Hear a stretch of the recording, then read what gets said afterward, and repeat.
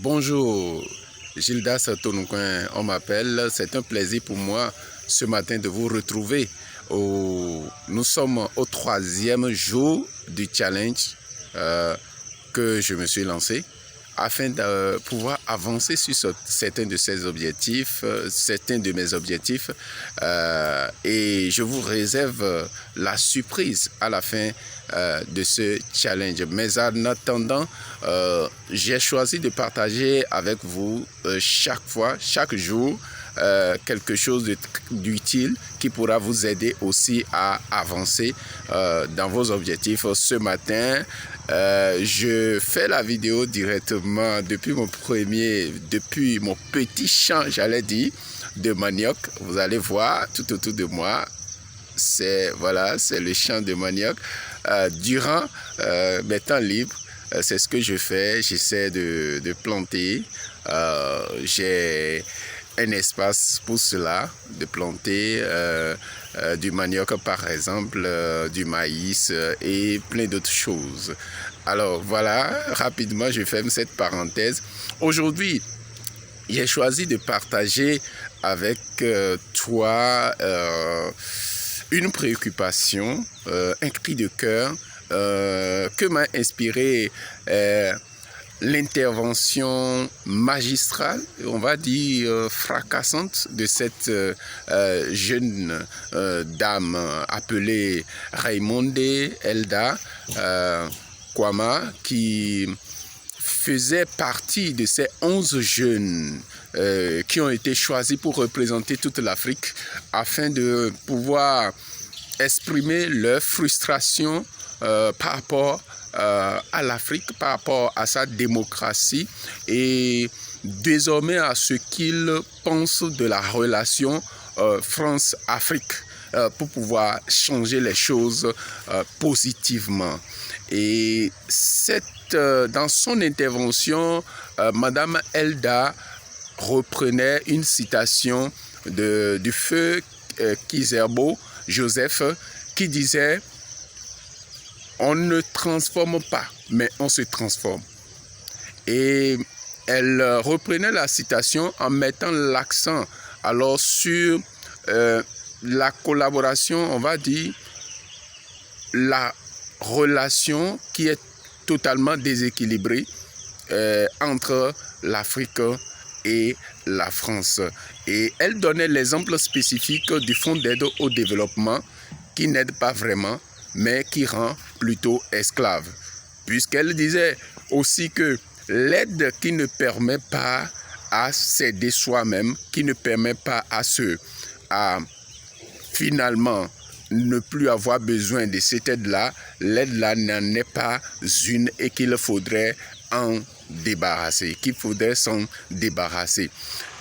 En réalité, elle mettait l'accent sur l'autre partie de la relation, c'est-à-dire la partie occidentale, et dans ce cas précis, on va dire la France, puisque dans ce débat, il s'agissait de son Excellence Monsieur Macron, le président de la France, qui débattait ouvertement et sans formalité avec ces 11 jeunes qui n'ont pas du tout raté cette occasion de lui exprimer ce qu'ils pensent vraiment de la relation France-Afrique. Et désormais, pour votre information, vous le savez certainement, on ne va plus parler de France-Afrique, mais on va plutôt parler d'Afrique-France.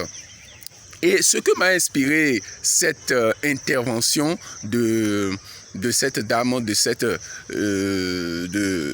cette dame appelée Elda, c'est la responsabilité, la question de la responsabilité. S'il est vrai qu'on ne peut pas développer et qu'on ne peut que se développer, cela veut dire que notre transformation, notre changement, notre passage d'un niveau peut-être médiocre à un niveau d'excellence ou d'un niveau de performance à un niveau d'excellence dépend entièrement de nous, dépend entièrement de chaque individu. Aujourd'hui, la jeunesse africaine elle aussi doit comprendre qu'elle ne peut pas continuer à compter sur l'Occident.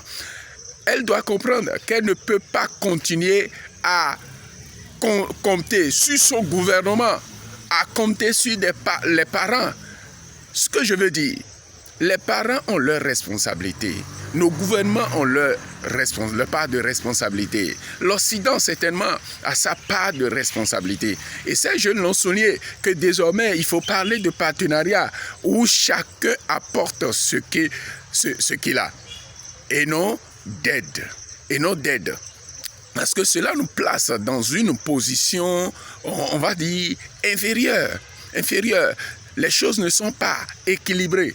Et donc, cette jeunesse doit prendre sa responsabilité.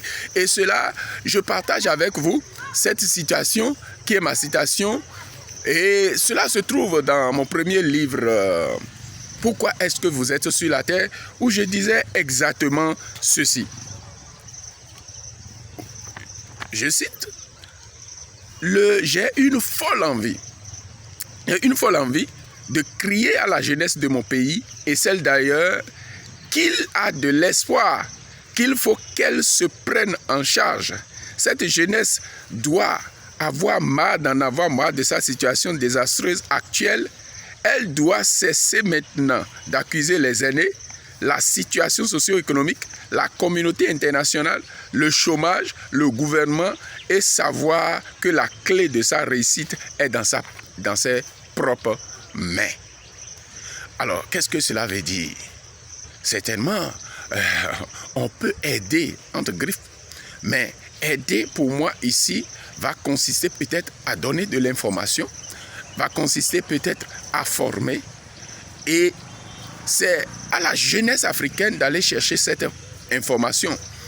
Je vois mal, et cela me pince le cœur, de voir les jeunes aujourd'hui, à la fin de leurs études.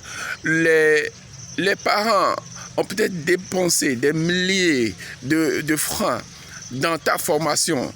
Et après des années, une dizaine d'années, une quinzaine d'années, des fois une vingtaine d'années après, tu te vois à la maison et tu es fier de dire que tu n'as pas du travail, que tu ne sais pas quoi faire, avec tous ces besoins, avec tous ces problèmes que l'Afrique a aujourd'hui, avec tous ces besoins que les gens ont aujourd'hui. Tu ne te trouves rien à faire et tu es fier de dire que tu n'as pas du boulot et que tu n'as personne pour t'aider. Cela me pince le cœur. C'est pour cela que je donne ce cri de cœur-là, pour que la jeunesse enfin se lève. Et puis pour que cela soit plus concret, j'aimerais pour finir dire que la transformation passe généralement par 3 étapes. Lorsque vous avez l'information, lorsque vous sentez le besoin de vous transformer, que quelque chose vous manque, il faut d'abord aller à la recherche de l'information. Dès que vous avez l'information, lors de cette vidéo par exemple, lors de la lecture d'un livre, lors d'un aîné qui vous donne un conseil, et tous ces moyens que vous pouvez utiliser pour avoir l'information dont vous avez besoin, dès que vous avez l'information, vous devez passer à l'action. Lorsque vous passez à l'action, vous commencez par avoir les résultats et il faut maintenant systématiser, il faut automatiser ces actions-là. Autrement dit, celui qui veut vraiment aider doit donner l'information et doit aider à ce que celui qui reçoit l'information passe à l'action. Et ensuite, il faut que le processus amène l'aider, celui qu'on veut aider, à pouvoir être indépendant, à pouvoir s'auto-transformer, s'auto-coacher, on va dire, elle-même. Et si mon aide consiste à rendre permanemment dépendant de moi celui-là que je suis en train d'aider, cela n'est pas de l'aide.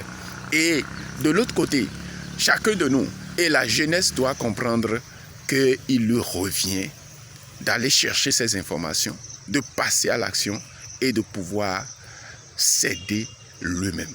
Il est temps de se lever et il faut que nous arrêtons cette manière de voir les choses pour toujours nous placer en position d'infériorité, en position de réclamation, que cela soit dans une relation ou dans sa vie, ou dans sa vie personnelle, dans sa vie, je vais dire professionnelle. Il faut que nous arrêtons cet état d'esprit, cette manière de penser, de parler et d'agir qui consiste à toujours attendre des autres.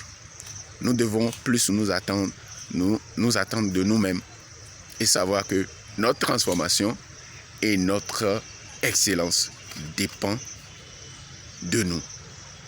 Merci. Passez une très belle journée.